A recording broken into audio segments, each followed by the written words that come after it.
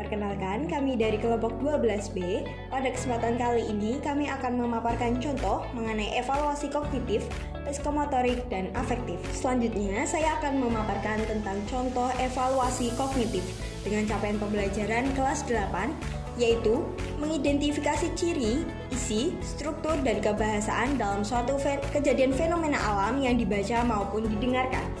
Dengan tujuan pembelajaran, 1. Peserta didik dapat mengidentifikasi ciri teks eksplanasi dan isi kejadian suatu fenomena alam dalam teks yang dibaca atau didengar. 2.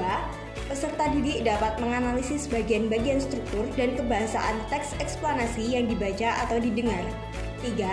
Peserta didik dapat menyusun kerangka teks eksplanasi tentang proses fenomena alam dengan memperhatikan struktur dan unsur kebahasaannya. 4.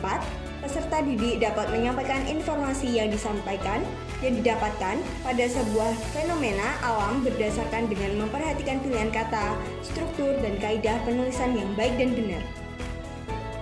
Selanjutnya, indikator pembelajaran. Peserta didik mampu 1.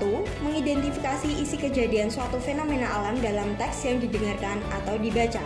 2. Menganalisis bagian-bagian struktur dan kebahasaan teks eksplanasi yang diperdengarkan atau dibaca. 3. Merancang kerangka teks eksplanasi yang berisi informasi tentang proses fenomena alam dengan memperhatikan struktur dan unsur kebahasaannya. 4. Menyusun informasi berkaitan dengan fenomena alam berdasarkan kerangka yang sudah dibuat dengan memperhatikan pilihan kata, struktur, dan kaidah penggunaan kata, kalimat, atau tanda baca atau ejaan. Kemudian untuk langkahnya, yang pertama kisi-kisi dengan indikator.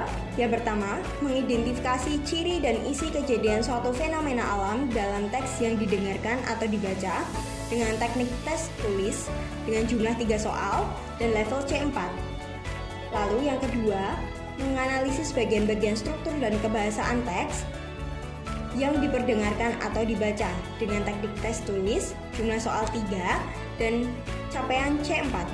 Lalu merancang kerangka teks eksplanasi yang berisi informasi tentang proses fenomena alam dengan memperhatikan struktur dan unsur kebahasaannya dengan teknik tes tulis jumlah soal 2 dan capaian C5.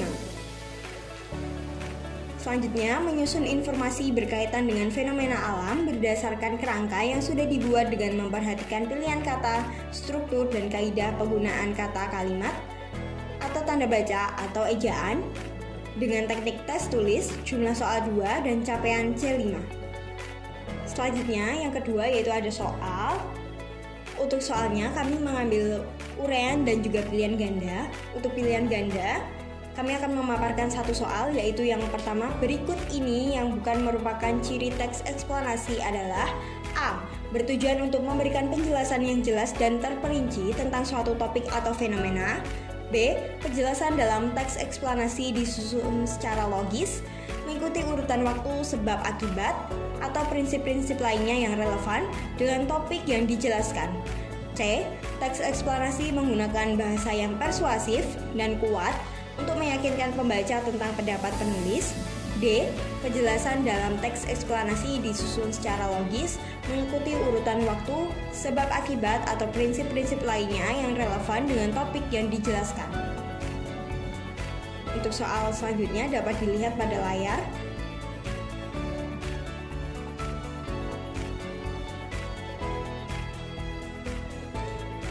Di sini di soal pilihan ganda pada nomor 4 kami juga memaparkan untuk teks eksplanasi, kami memberikan contoh teks eksplanasi agar dapat dianalisis oleh siswa.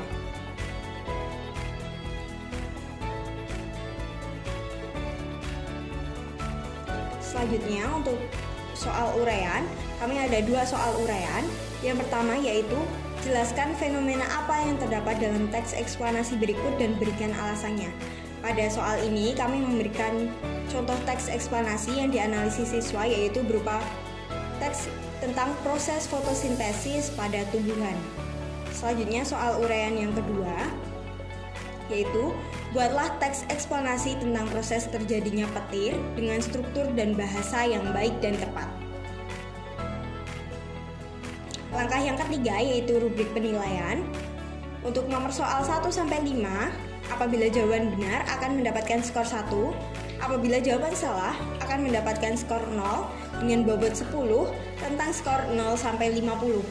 Nomor soal 6, apabila jenis fenomena dan alasan yang dijelaskan tepat akan mendapatkan skor 5, jenis fenomena benar dan alasan yang dijelaskan kurang tepat akan mendapat skor 3, jenis fenomena kurang tepat dan alasan yang dijelaskan tepat akan mendapat skor 2, jenis fenomena dan alasan yang dijelaskan kurang tepat akan mendapat skor 0 dengan bobot 5 dengan rentang skor 0 sampai 25.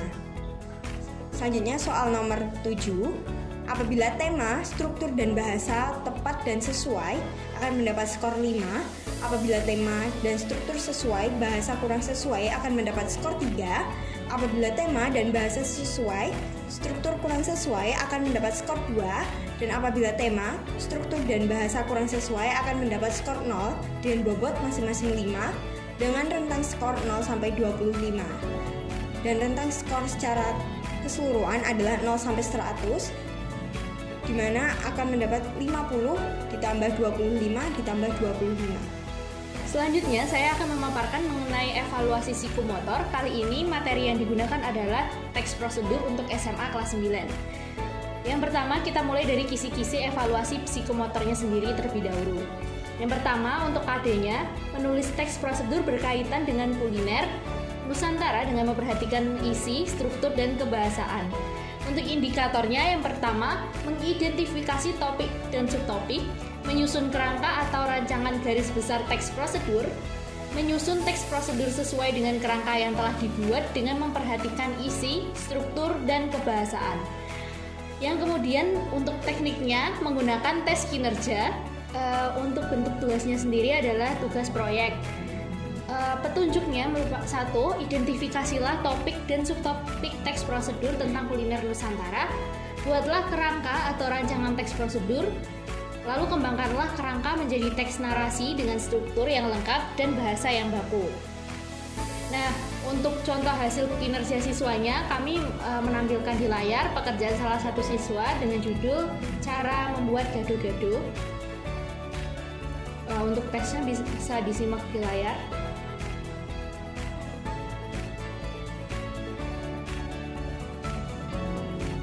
Kemudian kita masuk dalam rubrik penilaian. Untuk aspek pertama, mengekspresikan ide. Kami memiliki 4 tingkatan untuk aspek tersebut. Yang pertama, untuk nilai 4, seluruh ide dikembangkan dan diekspresikan dengan jelas, mudah dipahami, dan runtut.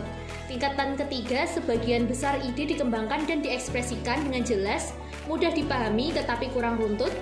Tingkatan 2, beberapa ide dikembangkan dan diekspresikan dengan jelas dan susah dipahami dan tidak runtut. Tingkatan 1, ide-ide dikembangkan dan diekspresikan dengan tidak jelas, tidak mudah dipahami, dan tidak runtut. Untuk aspek yang kedua adalah struktur yang sistematis.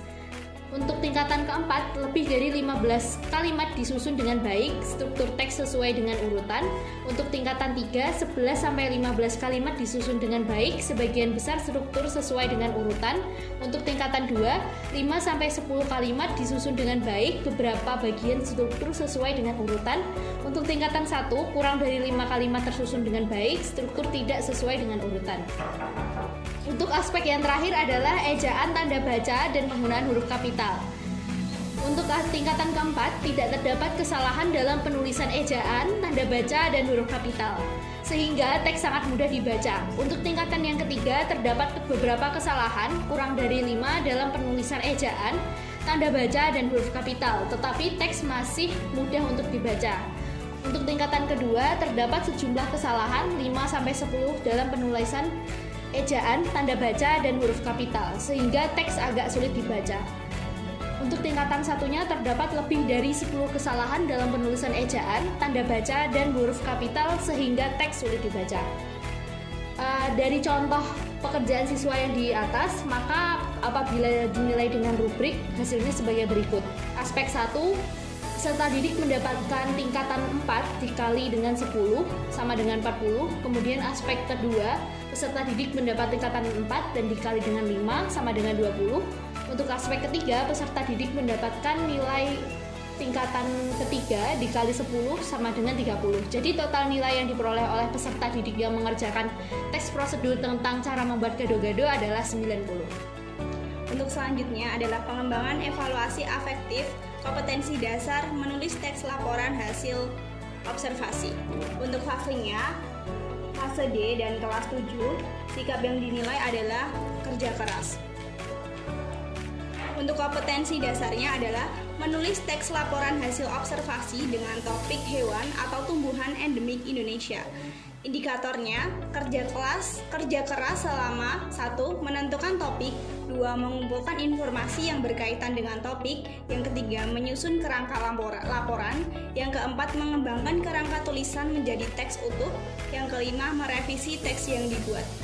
Untuk tekniknya adalah non-tes, bentuknya observasi selama proses, instrumennya lembar observasi sikap kerja keras. Berikut adalah lembar observasi sikap kerja keras untuk kompetensi dasar menulis teks laporan hasil observasi. Untuk indikatornya, terdapat 5 indikator. Yang pertama adalah menentukan topik, yang kedua mengumpulkan informasi yang berkaitan dengan topik, yang ketiga menyusun kerangka laporan, yang keempat mengembangkan kerangka tulisan menjadi teks utuh, dan yang terakhir merevisi teks yang dibuat. Untuk kriteria penilaiannya, rubrik membudayakan konsisten jika semua iya, mulai berkembang jika ada 3-4 aspek iya, mulai tumbuh jika ada 1-2 aspek iya, belum terlihat jika 5 aspek tidak.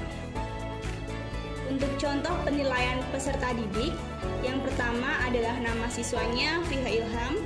Untuk indikatornya sama seperti yang di atas. Untuk merefleksikan kerja keras, menentukan topik iya, mengumpulkan informasi yang berkaitan dengan topik iya, menyusun kerangka laporan tidak, mengembangkan kerangka tulisan menjadi teks utuh tidak, merevisi teks yang dibuat tidak. Untuk penilaiannya mulai berkembang. Untuk selanjutnya, nama siswa Arasya Syakwil. Yang pertama menentukan topik iya, mengumpulkan informasi yang berkaitan dengan topik iya, menyusun kerangka laporan iya, mengembangkan kerangka tulisan menjadi teks utuh ya, merevisi teks yang dibuat iya. Penilaian membudaya konsisten atau MK. Dan yang terakhir, nama Feiza. Indikatornya, menentukan topik tidak, mengumpulkan informasi yang berkaitan dengan topik tidak, menyusun kerangka laporan tidak, mengembangkan kerangka tulisan menjadi teks utuh tidak, merevisi teks yang dibuat tidak. Untuk penilaiannya belum terlihat atau BT. Berikut ini adalah rekapitulasi hasil evaluasi sikap. Yang pertama, atas nama Fiha Ilham, kualifikasi sikap kerja keras, MB, deskripsi, sudah berpartisipasi dalam menentukan topik serta mengumpulkan informasi yang berkaitan dengan topik. Yang kedua, Arasya Syakwil, kualifikasi sikap kerja keras, MK, deskripsi, sudah berpartisipasi pada setiap rangkaian kegiatan dengan baik. Yang ketiga, Feiza, kualifikasi sikap kerja keras BT, deskripsi belum dapat berpartisipasi pada setiap rangkaian kegiatan dengan baik. Demikian presentasi dari kelompok kami, kurang lebihnya mohon maaf. Wassalamualaikum warahmatullahi wabarakatuh.